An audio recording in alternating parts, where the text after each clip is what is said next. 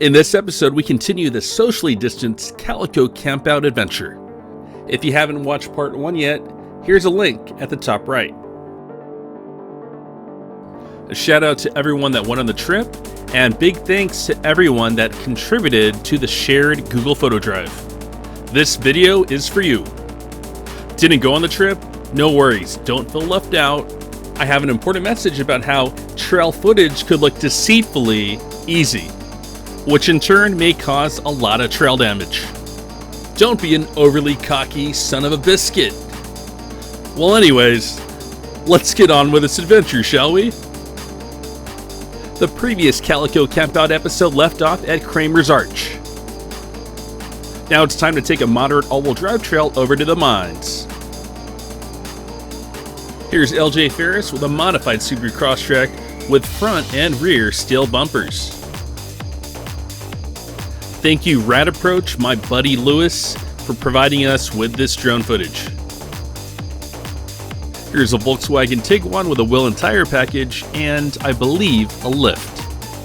This is a not so beginner friendly obstacle, but I was there to guide people through. Here's Chris in a 2019 Subaru Forester.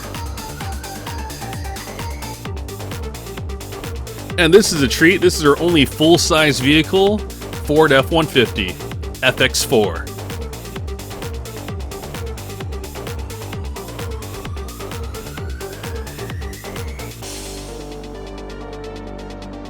Where's all our Honda CR-V RD1 fans? This clip is for you.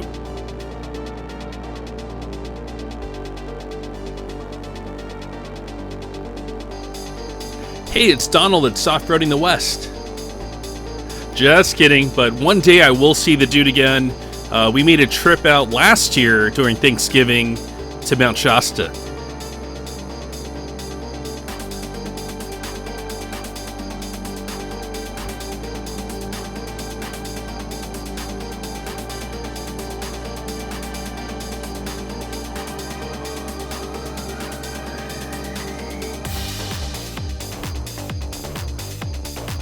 It's so nice to be part of this event with all these different vehicle brands.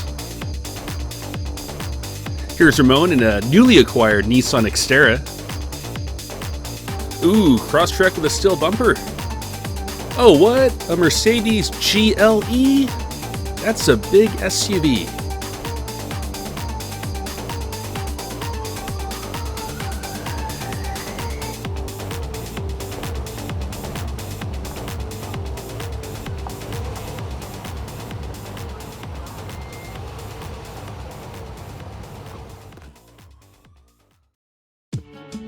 You have to be careful when you're out exploring in Calico because you might drive down a trail you can't drive back up.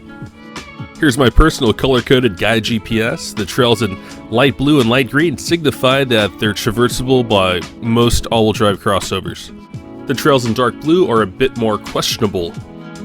So at this point in the trail ride event, it's around 1:30, and our goal is to get over to the Calico Mines at around 2 to 2:30. Up until this point, we didn't encounter any oncoming traffic. Is this line of Jeeps a preview of what's to come? Here's a prolonged hill climb that we took one by one, just for safety reasons, in case someone bogs down and doesn't make the climb. I'd say this is one of our biggest bottlenecks. What a freaking nightmare. You see this? It's funny, there's a Jeep group over there. There's a Jeep group over here. Our group's over here. We're all like seriously three just converging into each other. Yes. So anyways, that caused a pretty decent traffic jam. I'd say that delayed us by a good 20 minutes.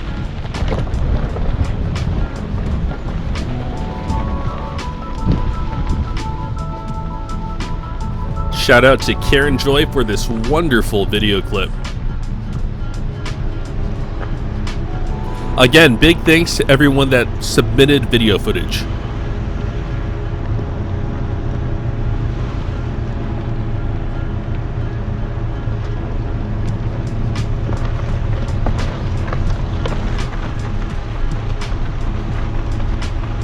Rounding this corner, we came across another traffic jam.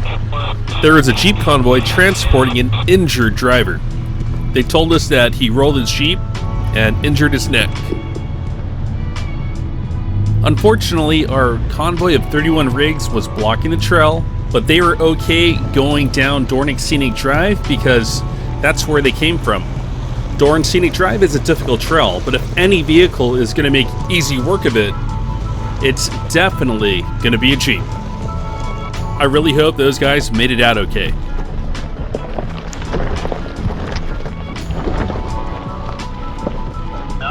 side you're not supposed to go on.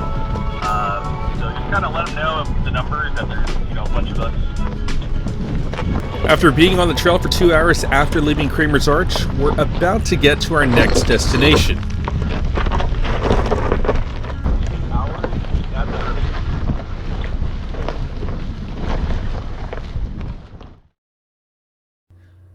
For our next point of interest, we stop by the Calico Mountains. This is where we're going to hike subterranean for a good quarter mile. Because we're entering a confined space, most of us put on a facial mask.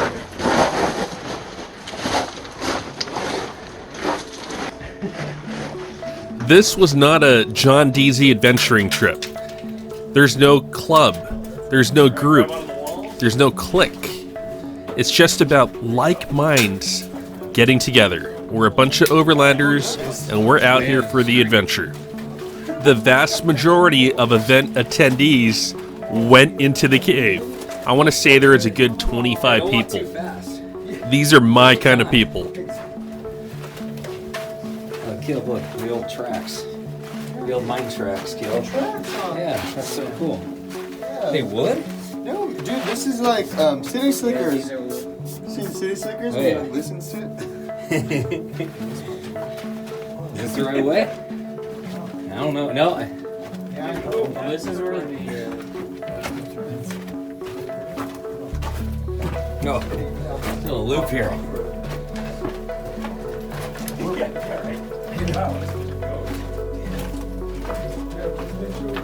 Where's that orange line? Out. Just in case you get lost.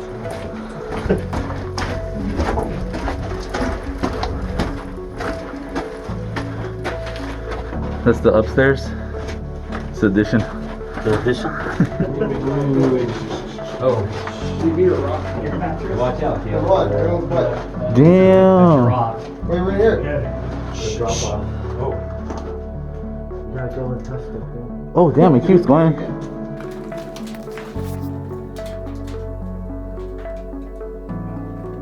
There's more. It keeps going. It's pretty fun.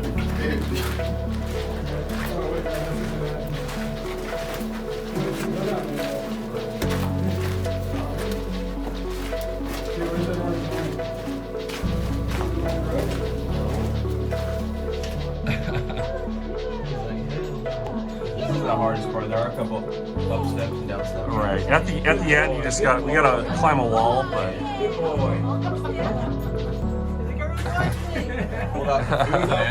What you say? This is the entrance to Batman's cave?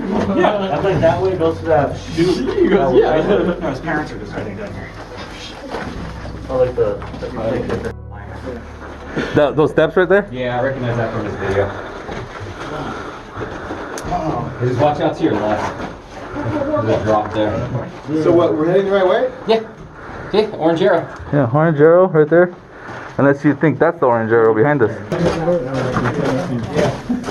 Dude, guys. Is this not it? I just want to see John so we know where we're going, dude. We went up like this crazy spot.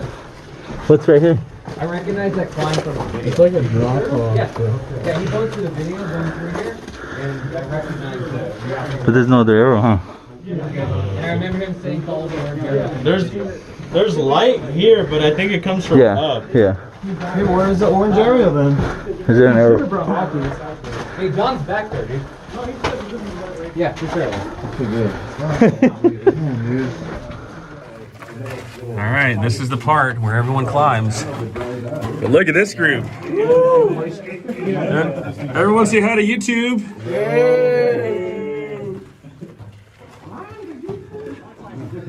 Dude, I'm super claustrophobic. I'm not happy with you right now. I thought this was gonna be a big cave. It's a cave, man. What do you expect? I'm thinking like stalactites, stalagmites. Not another clogged trail. I'm sorry, Ian, that's a cavern. So this was really funny. Towards the end of this cave, people were telling me, hey, John, there's some guy that was screaming your name, that was freaking out. He was claustrophobic. And when Ian had told me that he was claustrophobic, I was thinking, no way. That, you know, Ian seemed pretty calm and collected. I can't imagine him freaking out like that. Guys, Is this not it? I just want to fucking see John so we know where we're going, dude. We went up like this crazy Christian, if you're spot. watching, I'm sorry, but that was just so freaking hilarious. It says out on Thanks that for being a good black sport. mark. Oh, there's an orange dot over there. I know someone's waiting at the end. DE, dead end. Oh. It just says DE, so yeah, dead end. Oh, the arrow's right there. Dude. Did this shit collapse? It said, all these say U-turn. What's a U-turn? Where? We're at a dead end. Well, yeah, the arrow went the other way, guys. The crawl space? John, does it lead into a crawl space?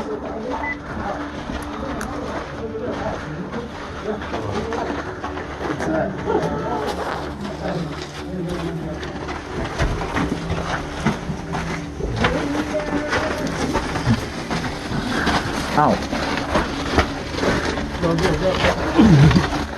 This is awesome.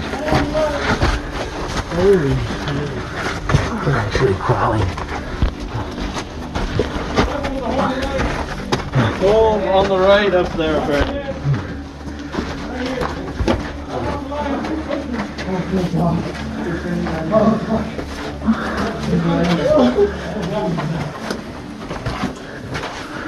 Dude, Everyone down there, it's right? late. Everyone watch out for this.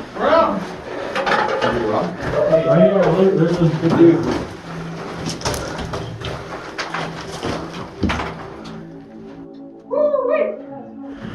Hurrah! There's light at the end of the tunnel. We made it. You survived. Where's my car? Wait, where the fuck are we now? We're parked over there.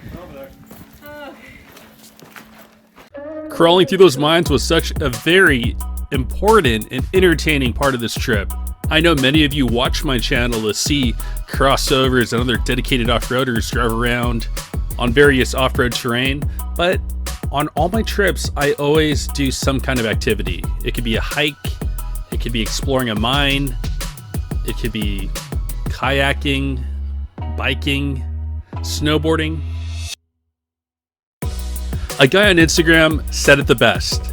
I will to get out there. I don't get out there to wheel. I agree with this 100%. Most of my trips, I would say 99% of them, I am camping and doing some kind of activity. It's rare that I'll do a day trip. This video footage was supplied by Sean B. This is a cockpit of a Honda CR-V RD1. He also drives stick shift. I give mad respect for anyone that off-roads stick. Thank you, Matt, aka Pal Subaru, for the awesome spotting.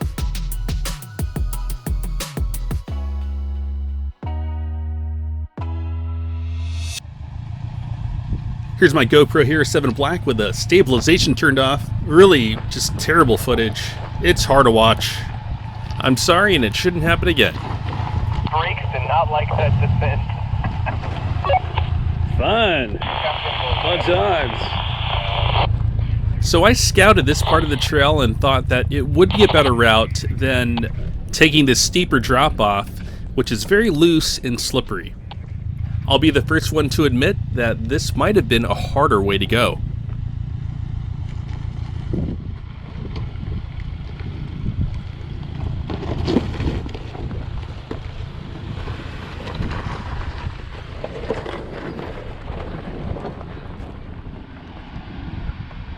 Everyone at the Y, go left. Why though?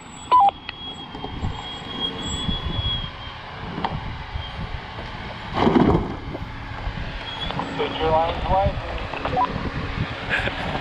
Nice one, Ramon. So smooth, man. You're so graceful. Is anyone behind you? There was one before us, Okay. Denzo. Oh wait.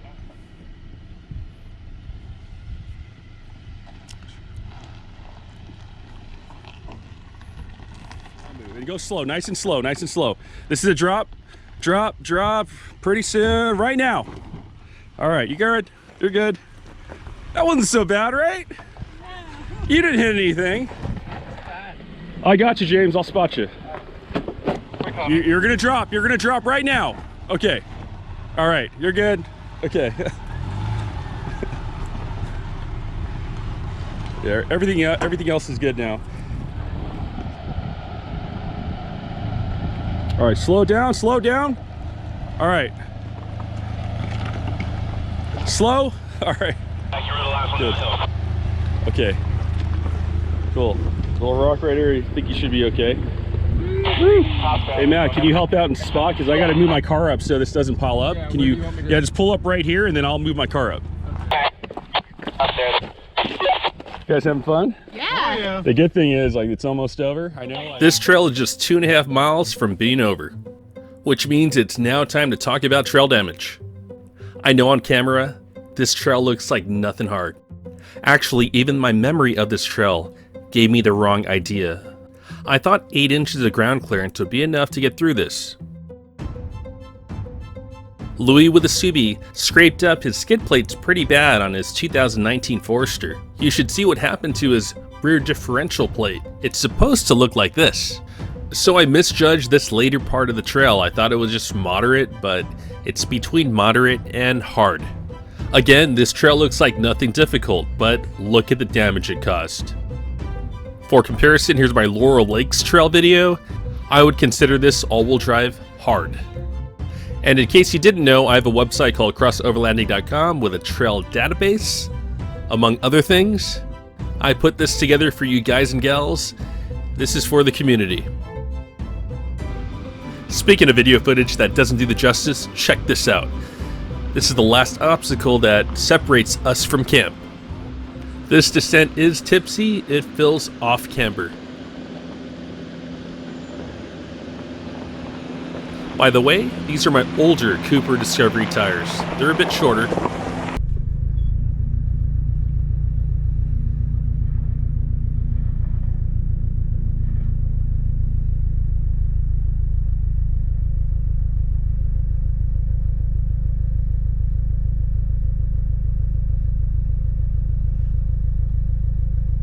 Is that the better route? One route, I don't know if it's better, but come over. Come over here, come wide.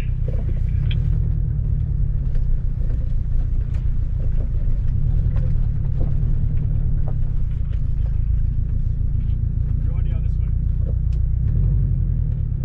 Alright, just cut passenger as you go down, nice and slow. The main thing is you gotta be slow. Cut more passenger. Just keep, pulsate those brakes. Pulsate the brakes. Pulsate them. Pulsate. Alright. Oh. It's gonna feel sketchy, bro. Slow. Guys are held up a bit. I am just really. He's a brave guy. So I have to say that using momentum can actually help you not roll, but because it's a more advanced driving technique, I couldn't bring myself to tell people to use momentum. You're gonna cut down this way, but nice and slow, like extremely slow. That's why you have 4 low on right now. Okay. The first gear? So it's go straight, right? No, cut passenger. Cut passenger, but nice and slow. Nice and slow. Lower. Yeah, slow. And cut passenger. Turn One more passenger. More passenger. Pulse the brake. Pulse the brake. Yeah. Pulse the brakes.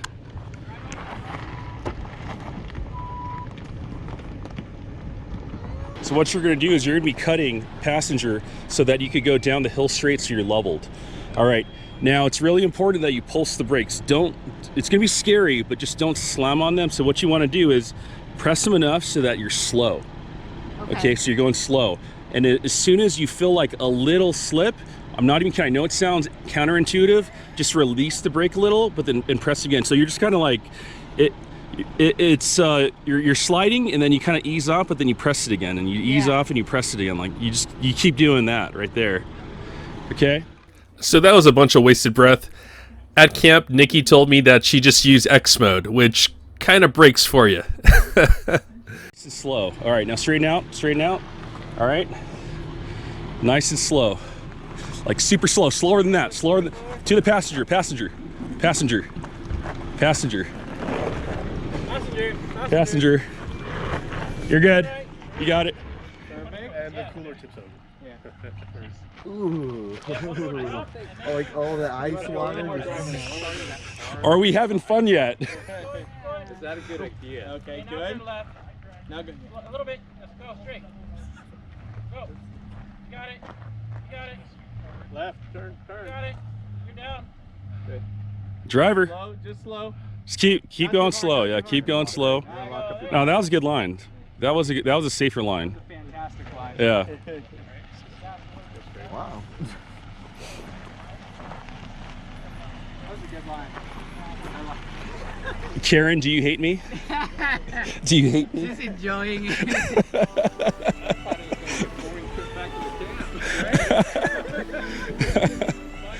So that about brings this episode to a close. I wanted to give a big thank you to Luigi. He's the guy that's on top of that hill, spotting everybody down. Mr. Plow. And a big thanks to Tim. Thank you for all these wonderful photos. It was nice to see a lot of old friends. I haven't seen Ramon in over a year. It's been over a year since I've seen Karen and Mr. Ilicano. And quite a while since I've seen James. Here's RJ, just met the guy on this trip. And of course, Chris. Thank you, Chris, for all your help. You know, playing with cats. Jay, met Jay on this trip. Wonderful person. His son's cool too. And Brandon, met the guy on this trip. Actually on pre-Subi Fest party. Cool guy. Nacho and his RD1. And the man with the full-size... Oh, where'd he go? There he is. The guy with a full-size truck. Honestly, forgot the name. I want to say Lester, but I think I'm wrong. Here's a Volkswagen Tiguan. Here's Mario. It's been a while. Good to see you, brother. Here's my new friend, Matt. We went and crossed the Mojave River the following day. Stay tuned. Here's Leo. We've been on quite a few trips together recently. And here is two-wheel drive hero, Matt. He took his 4Runner up the Coyote Flats to Funnel Lake. My first overlanding friend, Subaruski. And new friend Ian that took Sweep. Thank you very much for doing that. Big thank you for anyone that attended this trip. Everyone was just so helpful. It was such a pleasure. Thank you. We went ahead and drove off into the sunset. No, literally. We really did. See, it just set. So anyways, thank you very much for watching. And I hope you have fun on your adventures.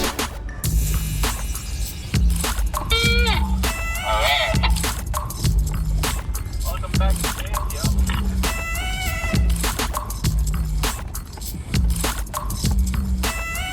Oh shit, it really is right here.